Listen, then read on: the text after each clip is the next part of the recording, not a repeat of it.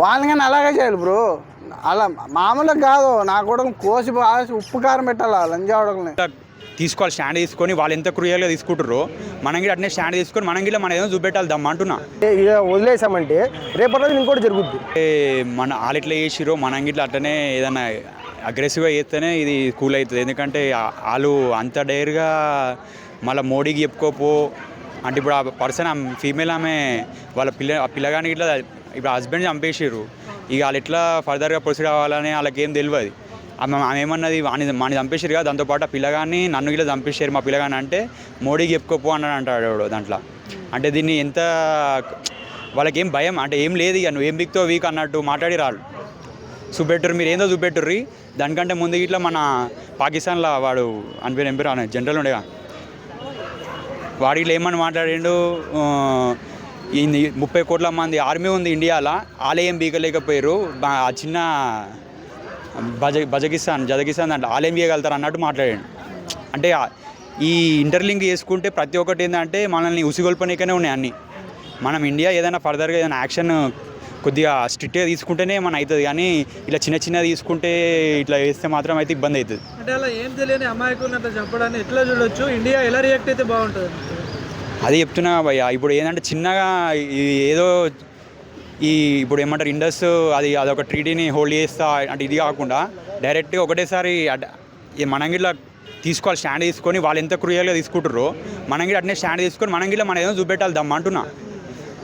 ఇప్పుడు ఆ రిలీజియన్ని చెక్ చేసుకుంటూ చంపడాన్ని అసలు ఎట్లా చూడొచ్చు? అంత దారుణమైన ఇంటర్నల్గా హిందూ ముస్లింకి గొడవలు పెట్టి భారతదేశాన్ని డివైడ్ చేయాలనే వస్తున్నారు. మనం గిట్ల ఏంటంటే ఇంటర్నల్ లోపల గిట్లా కొద్దిగా మనం గిట్లా మెచ్యూర్గా ఆలోచించి రిలీజియన్ బేస్డ్ అనే కాకుండా ఓన్లీ హిందూ ముస్లిం అని కాకుండా వాళ్ళ ఇట్లా కొద్దిగా చదువుకున్న ఉంటే పొలిటికల్గా మీద లీడర్ మస్తు చెప్తారు. అవన్నీ అనుకుంటే మనం చేస్తా అంటే కాదు. మనం ఏంటంటే దేశాన్ని ఫస్ట్ ముందు పెట్టాలి. అది హిందూ అయినా ముస్లిం అయినా సిక్ అయినా ఎవరైనా కానీ ఫస్ట్ దేశాన్ని ముందు పెడితే మనం ఏదైనా స్టాండ్ తీసుకోనికి అవుతుంది. వాళ్ళు అట్లా అన్నాడని చెప్పి మనం సపోర్ట్ చేసి వాళ్ళు ఎవరో చచ్చిపోయారు మనకేందన్నట్టు ఉంటే మాత్రం కష్టం. ఇప్పుడు ఇండియన్ ఆర్మీలో ఓన్లీ హిందువులు అయితే ఎవరు లేరు కదా, ముస్లింలు ఉంటారు, అందరూ ఉంటారు. మనం ఆ స్టాండ్ తీసుకోవాలి లోపల ఇంటర్నల్గా. ఇట్లా బయట ఓన్లీ వాళ్ళే కాపాడాలి అది అంటే కాకుండా లోపలికి ఇట్లా మనం దేశంకి వచ్చినప్పుడు హిందూ ముస్లిం అవన్నీ చూడొద్దు, అవన్నీ చూడకుండా స్టాండ్ తీసుకోవాలి. టెర్రరిస్ట్లకి ఇట్లా జర మోదీజీ ఇట్లా ఈరోజు పాకిస్తాన్లో కేక్ కట్ చేస్తున్న వీడియోస్ కూడా కొన్ని వైరల్ అవుతున్నాయి, దాన్ని ఎట్లా చూడొచ్చు? ఇంకా దాని గురించి ఏం మాట్లాడతాం భయ్య. ఫస్ట్ ఇప్పుడు మనం మొన్న దీనికంటే ముందు సర్జికల్ స్ట్రైక్ ఎట్లా చేసినామో అట్లనే మనం గిట్ల ఏదైనా క్రూయల్గా తీసుకుంటేనే స్టాండ్ తీసుకుంటేనే అవుతుందా అంటున్నాను. ఇప్పుడు ఇండియా మొత్తం కూడా భయపడుతున్నారంటే ఒక జమ్మూ కాశ్మీర్ ఏదైతే ఉగ్రవాదుల దాడి జరిగిందో సో దాని గురించి. సో మరి దీని పరంగా మన ఇండియన్ గవర్నమెంట్ అటు పాకిస్తాన్కి ఇండియాకి ఎలాంటి సంబంధాలు ఉండవు ఇక మీదట అని కూడా ఒక నిర్ణయం చెప్పారు. సో దీని మీద మీ అభిప్రాయం ఏంటి? అంటే మనకి రీసెంట్గా పహల్గామ్లో ఒక 28 మెంబర్స్ని మగవాళ్ళని చంపేశారండి, మన వాళ్ళని. అది పాకిస్తాన్ ఉగ్రవాద దాడిగా మన వాళ్ళు కేంద్రం నుంచి మనకి రిపోర్ట్ వచ్చింది. సో దానివల్ల మనకి ఏమైందంటే ఇప్పుడు మన వాళ్ళు చనిపోయారు. ఇప్పుడు దాని వరకు మన పిఎం మోడీ గారు కానీ అందరూ కలిసి మనకి రాకపోకలు నిలిపేయడము ఇంకా కొన్ని మనకి తీసుకొని రావడం జరిగింది. సో ఇది ఇలాగే కొనసాగితే బాగుంటుంది. ఎందుకంటే ఇప్పుడు 28 మెంబర్స్ అక్కడెక్కడ చనిపోయారు, మనం ఇక్కడ నుంచి రెస్పాన్స్ కావాలండి. ఎందుకంటే అక్కడ చనిపోయినారు అని చెప్పి మనము నెగ్లెక్ట్ చేయకూడదు. ఎందుకంటే ఎవరైనా కానీ మన ఇండియన్స్ పరానా వేరే దేశం నుంచి వచ్చి వేరేలో టెర్రర్ అటాక్ చంపేశారు. సో ఇలాంటివన్నీ మనము కట్టడి చేయాలి, లేకపోతే మటుకు మనకి రేపటి రోజున ఇక్కడ కూడా జరిగే అవకాశం ఉంటుంది. మన పిఎం గారు తీసుకున్న నిర్ణయం అనేది చాలా మంచిది. అంటే కొంతమంది నిర్ణయాన్ని ఖండిస్తున్నారన్న, ఎందుకంటే ఎవరైనా కూడా మనుషులమే కదా, అందరం కలిసి ఉండాలి కదా, ఈ విధంగా ఆపేయడం కరెక్ట్ కదా కొంత. అంటే ఖండించడం అంటే ఇప్పుడు మన ఇంట్లో జరిగితే మనకు తెలుస్తుందండి. ఇప్పుడు వేరే వాళ్ళు చేశారు, ఇప్పుడు మన వాళ్ళు చేయలేదు. ఇప్పుడు మన ఇండియా మీద వేరే వాళ్ళు థ్రెడ్ ఉండి వాళ్ళు చేశారు. ఇప్పుడు దాన్ని మనం ఖండించకపోతే మనం ఏం చేస్తామండి? ఇప్పుడు మనలో మనం చేసుకోము, బయట దేశం నుంచి వచ్చి చేశారు, అటాక్గా తెలిసింది, టెర్రరిస్ట్ అటాక్గా. సో ఇలాంటివన్నీ మనం ఖండించి మనము మేలుకుంటేనే కదండి. ఇప్పుడు వదిలేసామంటే రేపటి రోజు ఇంకోటి జరుగుద్ది.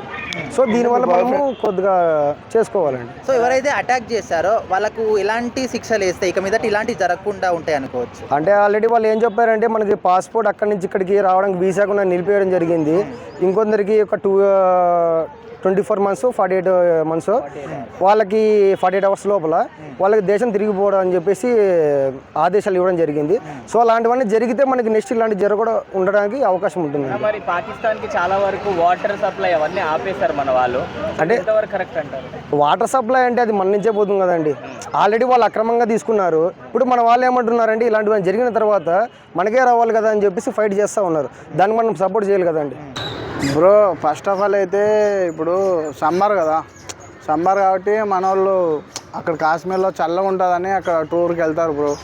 కానీ లంజావడకులు ఎక్కడి నుండి వచ్చినారు బ్రో. మన వాళ్ళు నిర్దేశంగా చంపిదెంగిండ్రు.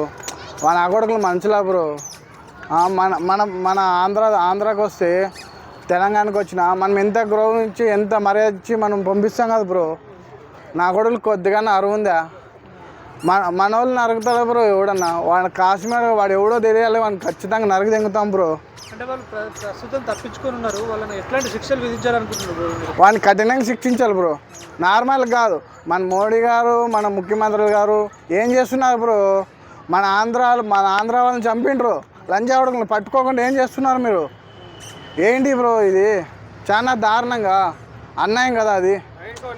ఏదో వాళ్ళు టూరిస్టులు ఏదో లొకేషన్ చూద్దామని వెళ్ళారు, అక్కడ చల్లగా వాతావరణం ఉంటుంది అని వెళ్ళారు. లంజావడ నిర్దేశంగా వచ్చి సడన్గా వచ్చి చంపేస్తే ఏంటి పరిస్థితి? ఇప్పుడు వాళ్ళ కుటుంబం ఏం కావాలి? వాళ్ళ అమ్మ నాన్న వాళ్ళు వాళ్ళ ఫ్యామిలీ వాళ్ళు ఏం కావాలి చెప్పండి బ్రో. ఏమన్నా వాళ్ళని కానీ అలాగే చేయాలి బ్రో. అలా మామూలుగా కాదు. నా కూడా కోసి ఉప్పు కారం పెట్టాలి లంజావడకుల్ని. ఏమన్నా మనుషులేనా వీళ్ళు? అసలు మనుషులే కాదు బ్రో. ఆ నాయలు మురుగాలు నా కొడుకులు చాలా దారుణంగా ఉన్నారు బ్రో. ఆ నాయలు ఊసి ఎత్తితే చాలా ఆ నాయల వల్లే బ్రో సగం చెడుపు. మళ్ళీ ఇట్లాంటి పరిస్థితి రావద్దు అంటే వాళ్ళని ఏం చేస్తేనే ఇట్లాంటి పరిస్థితులు రావు, పాకిస్తాన్ కూడా భయంలో పడుతుంది అనుకుంటున్నారు. ఇట్లా పరిస్థితి రాకూడదు అంటే వానాలు ముక్కలు నరికి మన ఆంధ్రాకి పిలిచిరాలి ఫస్ట్. అక్కడ చంపకూడదు, మన ఆంధ్రాలో చంపాలి. ఆంధ్రాలో చంపి వీడియో పెట్టి నా కొడుకులు పంపించాలి, కాశ్మీర్ వాళ్ళకి పంపించాలి, పాకిస్తాన్ వాళ్ళకి. అప్పుడు నా కొడుకులు భయపడతారు బ్రో. ఆ నాయల వల్లే బ్రో మన దేశం అంతా నాశనం అవుతుంది. జనాలు కానీ చాలా మంది చనిపోతున్నారు బ్రో. లంజావడలకు కొద్దిగానే అరువు లేదు బ్రో. మన వాళ్ళు ఇంకా ఇంప్రూవ్ చేద్దాము, వాళ్ళకు కూడా ఏమో హెల్ప్ చేద్దామని మన వాళ్ళు ఉంటారు బ్రో. వాళ్ళు అలా కాదు బ్రో. మతం మతం మతం అని సాగు తెంగుతున్నారు బ్రో లంజావడకులు. ఓకే అన్న, థ్యాంక్ యూ. ఏమంటే ఖచ్చితంగా రైతు బిడ్డ, రైతు కూలి, బీసీ, ఎస్టీ, బీసీ అన్ని అణగారిన వర్గాలు మొత్తం కూడా ఈరోజు భారతదేశంలో అన్ని రకాలు కూడా ఏంటంటే సామరస్యం కోరుకుంటా ఉన్నారు. కులాలకి, మతాలకి, ప్రాంతాలకి, పార్టీలకి అయితే కోరుకుంటున్నారు. కానీ ఒకటే విషయం చెప్తా ఉన్నాను, ఈ రోజున పాపం ఏదో ఎంప్లాయీస్గా కానివచ్చు, లేకపోతే పేదవాళ్ళు ఏంటంటే ఏదో కండిషన్లో పాపం జమ్మూ కాశ్మీర్ వెళ్ళారు.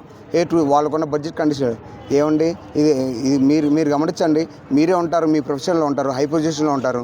ఏదో డబ్బులు పైసా కూడబెట్టుకొని అడిగి వెళ్ళిన తర్వాత ఆడవాళ్ళు స్త్రీల ముందరే ఈ విధంగా వాళ్ళ యొక్క అంగాల్ని పరిశీలించి మరీ చేశారండి.